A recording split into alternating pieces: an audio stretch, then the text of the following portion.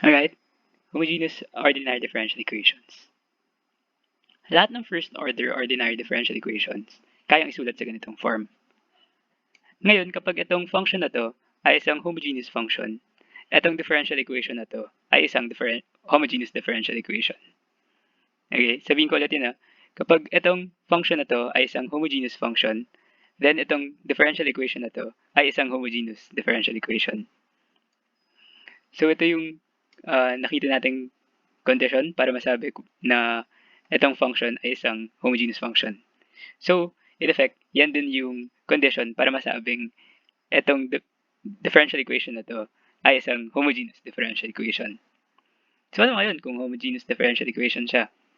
Kapag homogeneous differential equation, pwede tayong mag-variable substitution. So, yun yung trick. May trick tayong gagawin para ma-reduce siya to separable form. Kapag separable form, alam natin kung paano mag-solve. Kasi alam natin kung paano mag-solve ng separable differential equations. Okay? So, yung mangyayari is, may homogeneous differential equation tayo in terms of x and y.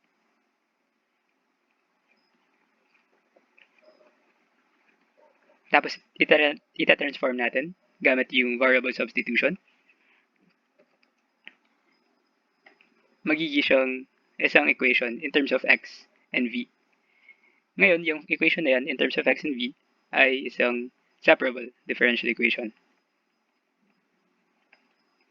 And alam na natin kung paano mag-solve ng separable differential equations, so makuha na natin yung solution in terms of x and v.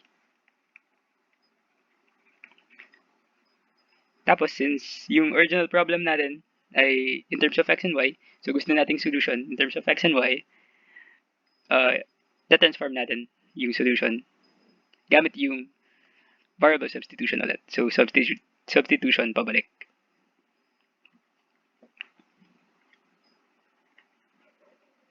Para makuha yung general solution in terms of x and y. Okay? So, mag-variable substitution tayo para i-transform yung homogeneous differential equation para maging separable. Kaya nating mag-solve ng separable differential equations. So, makuha natin yung solution. Tapos yung solution, i-variable substitution ulit natin. I-variable substitution natin pabalik. Okay? So, examples tayo. And bago mag-example, so paano natin i-transform? Paano natin gagawin yung variable substitution? Ano yung trick? Ito. So, mag-introduce tayo ng isang bagong variable. Tawagin natin letter v. And i-define natin siya na ratio ng y and x. Kapag na-introduce na yung v na yan, then kaya natin isulat yung y as v multiplied to x. Tapos, kapag kinuha natin yung derivative ng y with respect to x, so kukunin natin yung derivative ng v multiplied to x with respect to x. Magpa-product rule tayo. And ito yung makukuha natin. Okay? So, kapag gusto natin kunin ito, out of ito, gagamit lang tayo ng product rule for differentiation. Anyway, kapag magsasolve na tayo, kahit sundan lang natin itong pattern na to. So, yun lang. Susundan lang natin yung pattern na to. Example.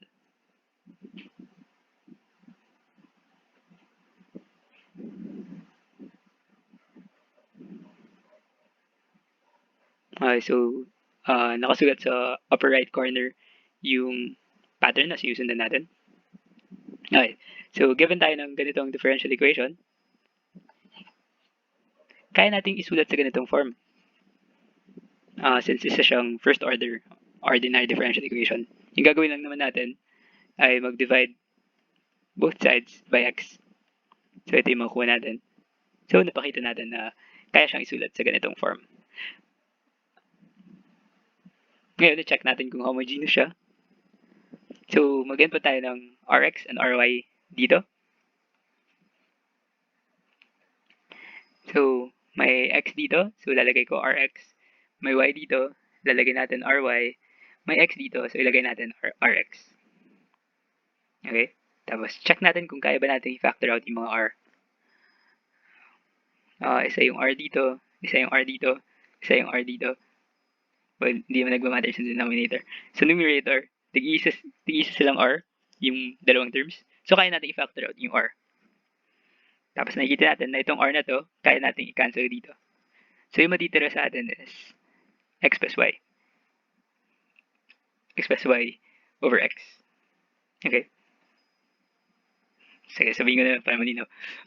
Di ba finactor out natin yung r? Tapos itong r na to kayang cancel with this r. So yung matitira is x plus y over x. Tapos pwede natin isulat na may r raised to the 0th power since equal lang naman din yan sa 1. Kasi any number raised to 0 equal lang naman sa 1. So parang sinulat lang natin to para mapakita na na-factor out natin yung mga r.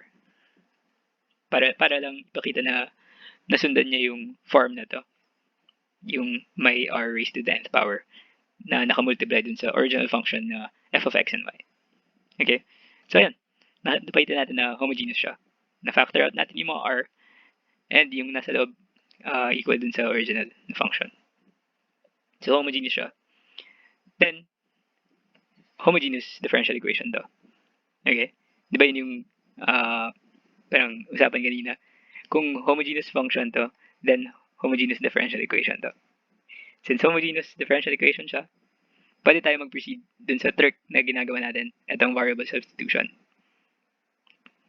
So, gagawin lang natin to. Yung dy over dx dito, papalitan natin nitong v plus x multiplied to dv over dx. Okay, so susundan lang natin tong part na to. So, yung dy over dx, pinalitan ko nito. Okay. So, yun yung variable substitution dito. Tapos, lahat ng y dito, gagawin kong v multiplied to x. Yun yung sinasabi dito. Okay. So, yun. Susundan lang talaga natin itong dalawang to. Ito ang sinasabi, lahat ng y, papalitan ng v multiplied to x. So, yung y dito, pinalitan natin ng v multiplied to x.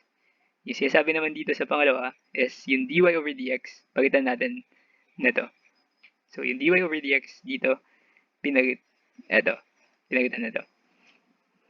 And, so, na-express na natin yung equation in terms of x and v. So, napalitan na natin yung variables. Ngayon, in terms of x and v, separable na yan. So, kaya na natin itong isolve gamit yung ginagawa natin na separation of variables. So, dito, pwede nating i-factor out yung mga x, tapos magka-cancel. So, ito yung matitira. Diba ang mangyayari? X plus vx over x. Kayang i-factor out yung x. So, 1 plus v.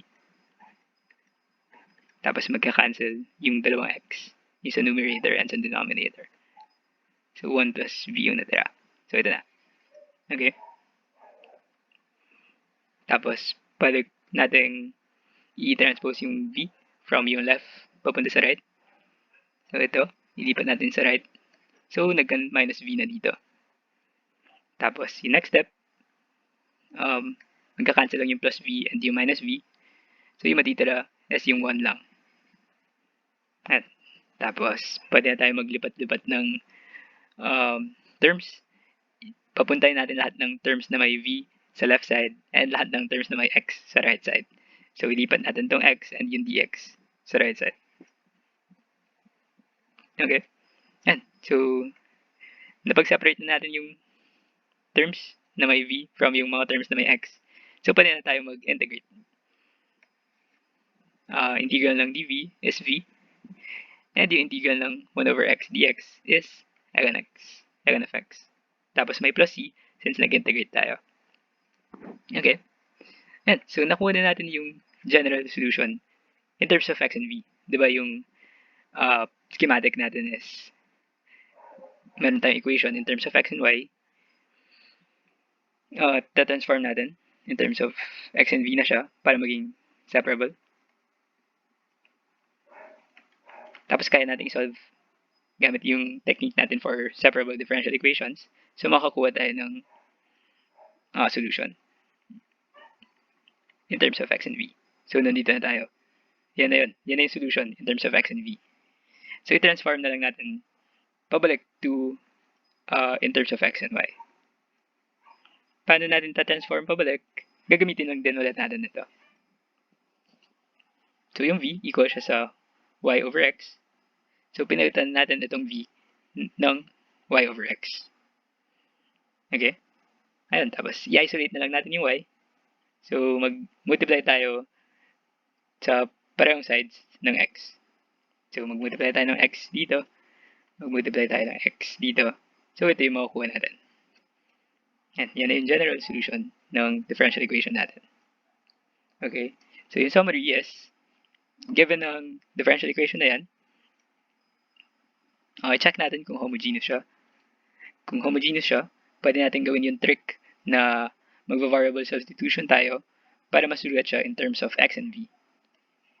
Kapag nasulat na siya in terms of x and v, separable na siya. And alam natin kung paano mag-solve ng separable differential equation. So, pwede tayo mag-proceed sa pag-simplify and sa pag-integrate, sa paglipat-lipat ng terms, tapos sa pag-isolate ng y. Okay?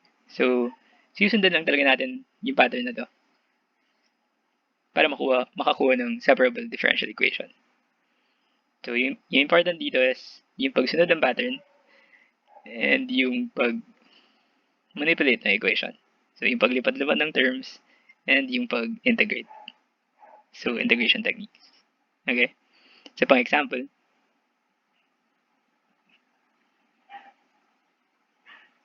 and so, nakasulat ulit sa upper right corner yung pattern na susundan natin. Given tayo ng differential equation na to, kaya natin isulat sa ganitong form since isa siyang first order ODE. Ang gagawin lang naman natin is mag-divide tayo both sides by 2xy. So, ito yung makukuha natin. Yan, so, napakita natin na kaya siyang isulat sa ganitong form. Ngayon, i-check natin kung homogeneous ba siya. So, para i-check kung homogeneous itong differential equation na to, kailangan lang natin check kung homogeneous itong function na to. Para doon, mag-input tayo ng rx and ry. So, dito may y squared. So, ilalagay natin r squared y squared. Dito may x squared. So, ilalagay natin r squared x squared. And dito may 2xy. So, ilagay natin 2rx ry. Okay? Well, isa-isayin natin. Ito may x. Isa-isayin ko yung sa denominator. Itong x. So, ilalagay natin rx. Tapos, itong y. Ilalagay natin ry. Okay? So, check natin kung kaya ba natin i-factor out lahat ng r. Dito may r squared. Dito may r squared. So, kaya natin i-factor out yung r squared. Magiging ganito. Same kasi sila ng degree, yung r. Pareho silang degree 2. Sa denominator naman, may r squared. So, i-factor out lang natin. Isa lang naman yung term. So, sure ba maka-factor out natin? Kasi sa nga lang yung term. So, makikita natin, kayang i-cancel yung r squared dito sa numerator, any r squared dito sa denominator. So, yung maiiwan is r raised to the 0th power. Okay? So, equal lang naman sa 1 itong r raised to the 0th power. Pero, sinusugat lang natin na r raised to the 0th power para lang kamukha niya itong form na to. And so, napakita natin na isa siyang homogeneous differential equation. Well, isa siyang homogeneous function. Ito. And since homogeneous function to, then homogeneous differential equation to. Okay? So, since homogeneous differential equation yan, pwede tayo mag-proceed dun sa trick na ginagawa natin para i-transform siya to separable form. So, lahat ng y, gawin nating vx. So, yung y squared dito, gawin nating v squared x squared. And yung y dito, gawin nating vx. Okay? So, sinundan lang natin ito. Next, yung dy over dx, gawin nating v plus x multiplied to dv over dx. So, papakita natin itong dy over dx na itong v plus x multiplied to dv over dx. Okay. Yun lang. Para malinaw, sabihin ko ulit. Sinasabi dito, pakitan natin lahat ng y ng v multiplied to x. So, yung y squared, ginawa natin v squared, x squared. And itong y, ginawa natin Vx. Tapos yung sinasabi dito is yung dy over dx, palitan natin na itong v plus x multiplied to dv over dx. So, itong dy over dx, pinalitan ng v plus x dv dx. Okay? So, nakasulat na siya in terms of x and v na transform na kapag substitution na tayo ng variables. And yung equation na yan in terms of x and v ay isang separable differential equation. So, kaya na natin i-solve by yung separation of variables. Ayan. So, at dito, simplify na lang muna natin. Kayang i-factor out yung x squared dito sa numerator. And actually, kaya din i-factor out yung x squared sa denominator. So, isulat ko dito.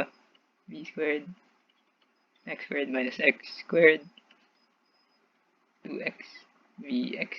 Yung mga x squared dito, kayang i-factor out.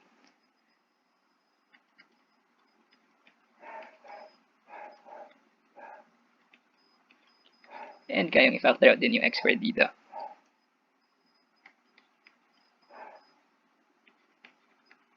Nakikita natin na kayang i-cancel yung x squared sa numerator and yung x squared sa denominator.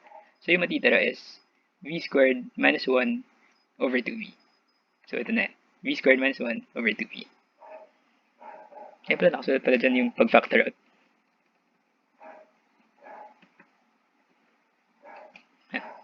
Dito pala nakasulat yung pag-factor out. Okay.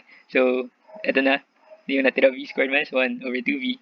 Tapos itong v sa left side, pwede natin ilipat papunta sa right side. So, nandito na siya. May minus v na sa right side. So, yung pwedeng gawin dito is ipagsama sila sa isang fraction. So, may v squared minus 1 over 2v minus v.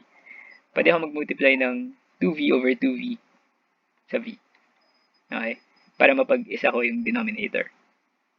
So, 2v na lang yung denominator nila pareho. Ito, v squared minus 1 pa rin. Tapos minus 2v squared. So, pwede ko nang i-simplify. So, i-simplify natin. Makukuha is negative v squared minus 1 over 2v. Tapos, pwedeng i-factor out yung negative 1.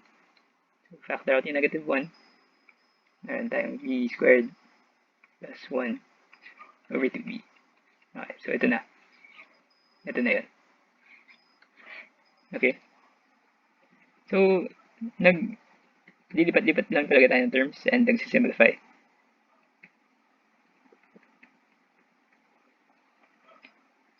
Okay. So, yung next na pwede natin gawin is lahat ng terms na may v sa isang side, lahat ng terms na may x sa kabilang side. So, 2v, ilipat natin sa, itong buong to, ilipat natin sa left side. And itong x and dx, ilipat natin sa right side. So, mag-separate na tayo ng variables. Ng terms na may different variables. So, ito, napunta na sa left side. Yung dv na iwan, same place. Yung x napunta na dito. And yung dx napunta na dito. Okay? So, pwede na natin i-integrate. So, yung mga terms na may v, i-integrate natin with respect to v. And yung terms na may x, i-integrate natin with respect to x. So, yung parang ginagawa lang talaga natin sa separable differential equations. Okay? So, pause muna tayo. Tingnan na natin. Summary lang muna. So, given ng yung differential equation na to, check natin kung homogeneous ba siya. Nung nakita natin na homogeneous nga siya, nag-proceed tayo dun sa trick na variable substitution. So, yung mga y, pinalitan ng v, x, and yung dy over dx, pinalitan na itong v plus x dv over dx. Nung pinalitan na natin sila, nagkaroon na tayo ng equation in terms of x and v na isang separable differential equation. So, kaya na nating sagutan gamit yung method na pag-solve ng separable differential equations. So, mag-simplify tayo. Dito nag-simplify. Dito naglipat ng term. Nag-transpose tayo. Tapos, sinimplify lang. Isa yung denominator. Tapos, pinaghiwalay na sila. So, yung mga v nasa left, yung mga x nasa right. Tapos, pwede nang i-integrate. So, yung problem na lang na natitira is yung integration technique na kailangan natin. Okay? So, i-integrate na natin. Itong nasa right side, madali na lang. Itong nasa left side, yung kailangan natin pag-isipan. Yung kailangan gawin is mag-U substitution. So, integration by substitution. Paano natin masasabi kung ano yung integration technique na gagamitin? Di ba may U substitution, may integration by parts, may trig substitution. Ano ba? Ano pa yung mga ibang integration techniques? Basta, di ba, iba-iba. Paano natin masasabi? Well, parang ano lang, susubukan by practice din. Parang sanayan na kapag alam natin yung integration techniques and nakasolve tayo ng kahit ilan lang na sample problems, parang magiging familiar sana sa atin kung ano yung mga integrals na kayang isolve ng aling technique. So dito, parang pag nakasolve na tayo in the past ng mga problems na nag-involve ng U substitution, parang kaya nating tingnan ito. Tapos masasabi natin, baka kayang subukan, baka kayang isolve ng U substitution. So, itry natin yung U substitution. Parang ganun. Ayan. Anyway, para sa problem na to, yung gagana is yung U substitution. Sa ibang problem, pwedeng yung mangyayari is integration by parts. Pwedeng kailangan mag-trip solve. Ayan. So, dito, U substitution. So, let U equals V squared plus 1. So, pag ginawa ko yung du, yun ay 2v dv. So, itong integral na to, ito yun. Pwede natin isulat sa ganitong form. Itong v squared plus 1 naging u base dito. And itong 2v dv naging du. Okay? So, naging na siyang integral ng 1 over u du. And alam natin kung paano naman i-integrate yan. Yun lang ay ln of u. So, nakuha na natin yung integral niya in terms of u. Tapos, ibalik na lang natin yung value ng u, which is v squared plus 1. So, ln of v squared plus 1.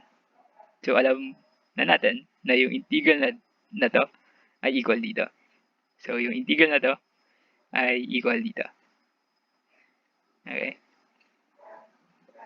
Na.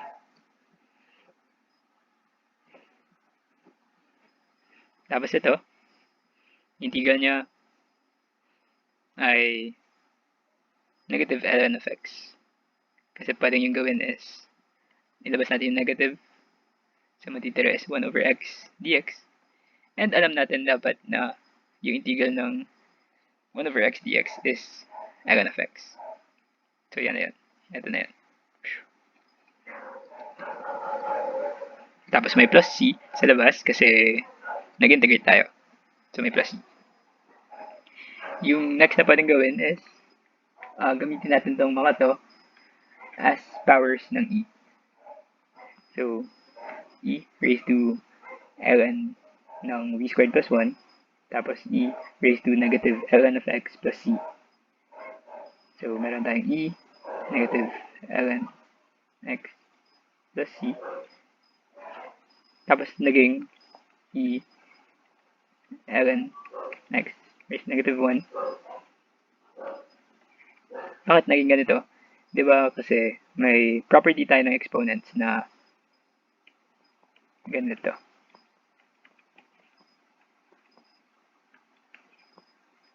So, yan. Kaya natin ipag-iwalay ito as ganito, multiplied to ganito. So, ito din, kayang gawin na ito, multiplied to ito. Knowing na ang any number na to, n, multiplied to ln of x, equal siya sa ln x raised to n. Okay? So sa example natin, negative 1 yung n. Negative 1 multiplied to ln effect equal yan sa ln x raised to negative 1. So yun nangyari dito. Dito ba? Dito. Okay, so kailangan alam natin yung properties ng exponents and alam natin yung properties ng logarithms. And alam natin yung relationship ng exponents and exponentials and logarithms. Yung pag-exponentiate and yung pagkuha ng logarithm ay inverse ng isa't isa. So, maka-cancel yung e and yung ln. Nagka-cancel each other sila. Cancel each other out. Ayan. So, yung matitira is v squared plus 1 dito. Since yung e and yung ln inverse ng isa't isa, so magka-cancel. And dito naman, yung e and yung ln kakancel. So, yung matitira din dito is yung x raised to negative 1. Tapos, etong e raised to c ay isang constant. Kasi ang constant raised to a constant power, isa pa rin constant. So, tinawag ko na lang na c dito. So, tinawag kong isa pang c. Kung ayaw nyong magkapangalan yung constant na to and yung constant na to, pwede nyo namang palitan yung pangalan. Pwedeng tawagan yung dito para ito c. Or pwedeng ito yung c. Tapos tawagin yung dito. Parang ganun. Kayo bahala magpangalan. Pinangalan ko na lang silang parehong c. Arbitrary lang naman. Pareho. Anyway, ayun. So, nakuha na natin yung general solution in terms of x and v. So, yung gagawin na lang is i-substitute natin para makuha is in terms of x and y na. Ngayon, remember na ang v ay y over x. Ang v ay y over x. So, yun na yung gagamitin natin para bumalik sa in terms of y and x. So, itong v squared dito, magiging y squared over x squared. Since yung v ay equal sa y over x, so yung v squared equal siya sa y squared over x squared. So, yan. Okay.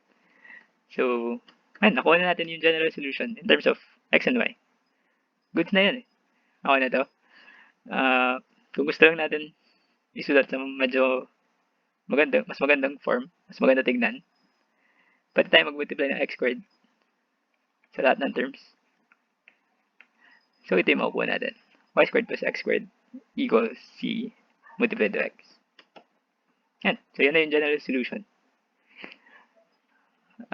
Summary na lang.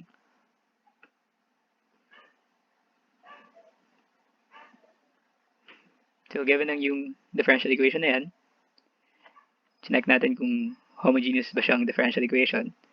Since homogeneous nga siya, kaya nating i-transform papuntang separable form gamit yung variable substitution. So, yung mga y, pinalitan natin ng vx, and itong dy over dx, pinalitan natin ng v plus x multiplied to dv over dx. Okay? So, nung pinalitan natin yung mga terms na yun, nagkaroon na tayo ng isang separable differential equation in terms of x and v. So, kailangan na lang natin i-simplify, kailangan na lang natin maglipat ng terms, and kailangan na lang natin i-integrate. Doon tayo natagalan sa pag-integrate. Kailangan natin piliin ko ano yung integration technique na kailangan gamitin. Ano yung appropriate na integration technique para sa pertinent problem. Then, in this case, yung pwedeng gamitin is yung substitution. Integration by substitution. So, yun yung ginawa natin dito. Tapos, eventually, nakuha natin yung sagot. Yung integral na yun, equal dito. Tapos, nag-simplify na lang. So, nag-simplify na lang. Tapos, nung nakuha na natin yung medyo magandang form ng general solution in terms of x and v, nag-substitute ulit tayo pabalik para maging na siyang in terms of x and y. Okay?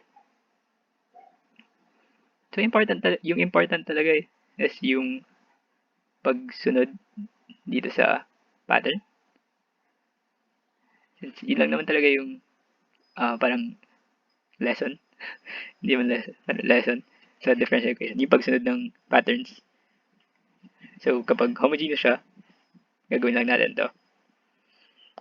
Ayun nga, pero parang usually natatagalan tayo sa algebra saka sa calculus. So, dun tayo mag-practice. So, bukod sa mag-familiarize tayo sa patterns ng differential equations, kailangan natin mag-practice ng algebra and calculus. Okay? And, goods na tayo dito sa homogeneous differential equations.